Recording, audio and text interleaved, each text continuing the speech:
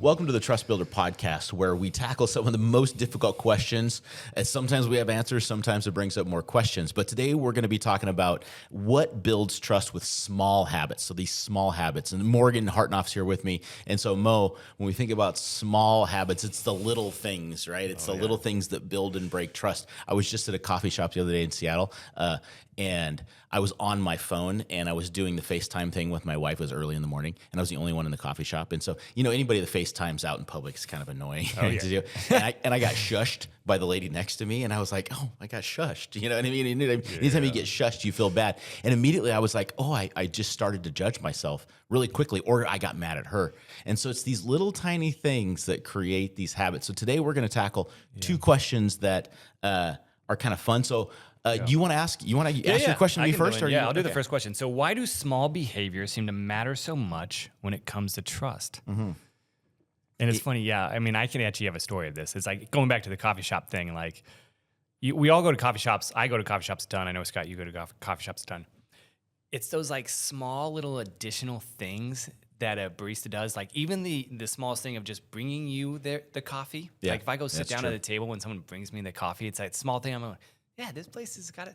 Yeah. This place has got it dialed down. So what's really interesting, the small habits, like you said, what happens, I think, in life is that most of life is normal. I've heard it said that we're defined by how we act or react to the five best things that happen and the 5 worst things that happen in our life, and the rest of it's pretty just day to day. And I heard about that, the same kind of concept with the stock market. Like most of the stock market is pretty level. If you interact on it with like the 10 best days of the year and miss the 10 worst days, then you can make a ton of money, right? But the rest is pretty normal. And I think most of our day-to-day life is run-of-the-mill, like the coffee example. When we go into the coffee shop, we're expecting coffee, and every coffee shop in the world, and most of them, can deliver a decent cup of coffee. So then what differentiates? What catches our attention? It's the small thing. It's the spike. It's the drop. It's the builder. It's the breaker. And the little things create the experience. I used to work at the Monte Carlo Resort and Casino in Las Vegas. So I was the director of training there, oversaw all the training and leadership development and stuff like this. And they always talk about guest experience and trajectory, guest trajectory, right? So if a guest comes into the hotel and immediately has a good experience, then their expectation is that the next experience will also be good, or they'll see it through that lens. If they come into the hotel and their first experience is negative, then they'll start looking for other problems. We do this to ourselves. We do this to other people. And so the small things, you can go out and try to, like, I heard someone say, be 100% better than someone. Well, that's not really reasonable. But if I can grow at 2% here and 2% there and 2%, it's the little things. I think that starts to add up. So then back to the question around, like, well, why do small habits seem to matter so much? Because small habits add up to our life. Right? Our life is really a collection of habits and interactions and reactions. And it's the small habits that allow us to then have a trust-building relationship or a trust-breaking relationship. And we might not, I think the challenging part for me is, like, I don't realize which small habits matter to those people around me. Totally. So the thing that I do might go unnoticed. And I'm like, why didn't you notice and give me props for this, Totally. Whereas someone else, I do this thing for them, try to build trust or try to do something out of service, and it just is a throwaway for them. But then there's something else that really mattered to them, and it didn't even catch my radar, which I think this is this really interesting part of trust building is all of us are different. So really how we build trust is being there for a person in the ways that matter most to them, and come to find out what matters to people is very, very diverse. So I think about that, Yeah. I think the one thing that I always want to relate it to is, like, I feel like this question in general is, like, we talk about marriage all the time. Of, like, what are the small things you do for your spouse? Like, I'm curious, like, what are the small things you do for your spouse? It's, like, unique. What I mean? Like, for me, it's like every morning I'm like, oh, I got to unload the dishwasher because I know that means a lot to my wife. It's a small thing, but it's building trust, right? Now I got to make my wife coffee, right? Sure. It's these, like, tiny things. So what are some things? So what's interesting about those things, like you help with the coffee, the dishwasher, those might not advance trust radically, but if they get missed, they break trust. Yeah. And so the acknowledgement that small habits sometimes are about maintenance, not about building. Yep. And so, like, for me, I think, so my wife, me and Hillary have been married for 29 years this year. 29 years. Isn't that wild? And yet I look so young. So love it. The things that I think for her, well, I can tell you the things she does for me. She leaves me small notes. places. Okay, Like if I that's cool. travel, Yeah, that's I'll awesome. open up something, there'll be a little note in there. Or I'll cool. go open up a book, there'll be a little note in there. So like, she likes to hide little notes that are like really encouraging, because I'm a words of encouragement guy. The languages of love. If you ever read Gary Languages of Love, it's words of encouragement matter to me. Yep. And then for her, acts of service matter.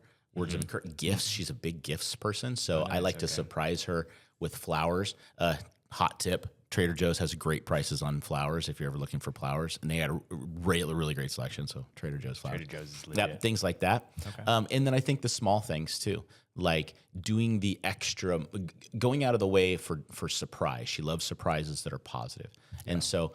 Whereas you are expected to unload the dishwasher, it's a surprise when I unload the dishwasher. I know, and it is funny when you think about marriage. It's like that you always try to come up with these new ways of like, how do I really leave an impression? You know, what I mean? Do something that goes above and beyond that really make an impact. Because that's kind of what the challenge is of marriage. Sometimes you get all these small habits dialed in. Yeah. It's like, how do I really make her feel like I care about it? Right? And that's trust, right? So we always go back to these small habits within trust, and it's like and then that relates to our teams too. Oh, so like the people on our teams, you and I were talking on the way here, and Morgan and I have worked together for a long time in multiple companies in a variety of things in the community, and so we know each other pretty well. And today we were riding out, and I asked, is there anything I can do for you? And you said, well, let me think about that, And so I know that you'll go away and think about that. You might have some things that I can do to help or support or whatever. And so sometimes when we ask how can we serve someone better, there might not be a quick answer, but they might think about it later. And so I think for our teams, simply recognizing, is there anything small that I can do to help make today even better? Totally. Those kind of questions to our team. And you can phrase in your own wording, right? You don't want to be too cheesy about it. But the idea of understanding, how can I deliver or build trust with you today? What are the small things? And sometimes the discussion as a team, I just encourage people to have discussions as a team. And you can go at it appreciatively. Like if you go at it appreciatively, like what are the small things you appreciate about the people on your team? And if you have that discussion, naturally they're also going to pop up things. Someone's going to say something over here, and a person's going to listen to that and go, oh, I didn't realize that mattered to that person. So I'm going to be able to respond in that way now too, positively, appreciatively, versus starting the team conversation of like, all right, how do you guys hate each other? You know what I mean? That's like 100%. A non-starter. But how, what small habits do you appreciate about one another? And then let people share, and then we have to listen and then respond. And so, it's like you're creating that culture too around, like going back to the coffee shop. Is that how do you train your employees and get them passionate about serving the customer? Yeah. Because that's really where the impact of these small little, bring the person the coffee when you have time. It's not needed. But when you do it, it could leave a lasting impact. Yeah, surprise and delight. Be there for the person in the ways that matter. Okay, great question. All right, now I'm going to turn the table on you. The question is how can we overcome small trust slip-ups? So these things that we didn't mean to. We stepped on someone's toes. The other night, again, back to my wife coming home. She was a long trip. She was tired, and I wanted to like talk about this deep thing, and it wasn't the time, and I didn't realize it. And so the trust slip-up. How do we overcome those trust slip-ups? Because we all make mistakes. Perfection is never going to be a realistic goal to hit. So then, what do we do when we slip up? Yeah. What do you do? Yeah. So like, it always is so funny to me because this is something that I always am thinking on. Like the things so the main story that I always have is like a lot of times, like, you're always going to be late to stuff. Mm-hmm. And a lot of times what I'm trying to do is when I have those minor slip ups is how often do you really apologize for being late? You know what I mean? So having this like idea of like owning what happened, making sure you just apologize, work through it. So that's like one way that I kind of am always like conscious of like, hey, if I'm a minute late, hey, I'm sorry for being late. Like, just try to genuinely apologize, be authentic about knowing that might have been a slip up, even though the person across from you may not care. Sure. But occasionally, you don't know what's going on in that day. You don't know if this is like the final straw. And it might really matter to them. Yeah, and it might really matter to them. So you just do the action. So what's really interesting about this is I can tell you what not to do because of what I've done before. What you don't do is if it's clear that something you have done has stepped on someone's toes, or if something you've done, you're not sure if it stepped on their toes, the worst thing you can do is to minimize it by going, oh, it doesn't really matter if I'm late.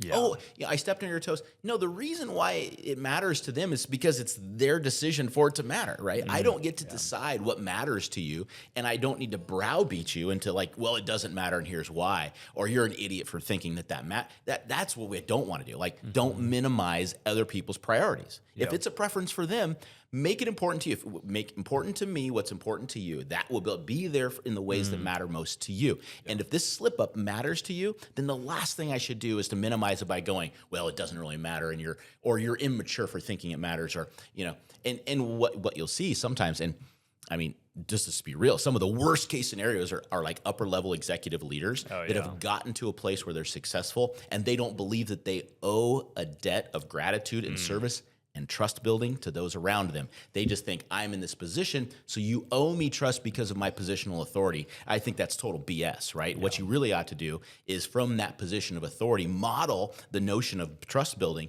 and own stuff, own things, right? Be there for them. And by minimizing the things that matter to them, you're simply minimizing them as a person, right? Or you're minimizing their preferences. And that is a trust breaker all day long. That when you think that it doesn't matter, or you try to tell them it doesn't matter, you're not going to convince them. You're just going to make them mad. Yeah, no, I would totally agree. And we've had leaders that we've worked under in the past and worked with, and it's like, even the late thing, we've had leaders that are late to meetings consistently, and they don't say a word. Yeah. Right? It's like, it's just a small because maybe it didn't matter. They don't think it matters. To them, it doesn't matter, but it matters to people in the meeting, or it sends a message of disrespect. Totally. Whereas the reality is to your point, just own it. Hey, guys, I'm really sorry for being late. I'm going to work on that. Hey, I'm sorry for doing it. Now, if you do it all the time and it's disingenuous, you're like, I'm going to work on this, but obviously you're not, then people stop believing everything you say. Yeah.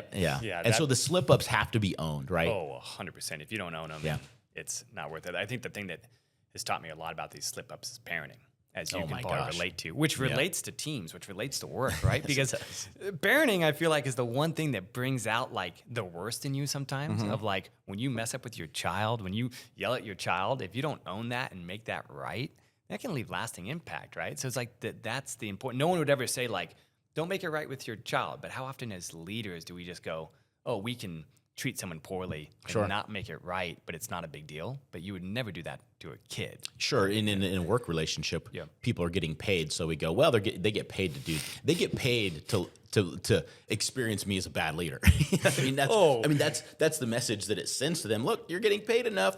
I should be able to act however I want. Yeah, I don't buy that. If you want to do that, you're going to guide your organization to a place of a toxic environment, right? And that's not hard to see how that occurs, right? If we just stop allowing other people to have preferences and taking those into account. So yeah, that's fascinating. I think this is a great conversation. Yeah. Building and breaking trust with small habits. Great questions today. So Morgan and I tackling some of these difficult questions. Keep questions coming if you have them, or send them to us. And Morgan, thanks for the time today, and we'll see you next time.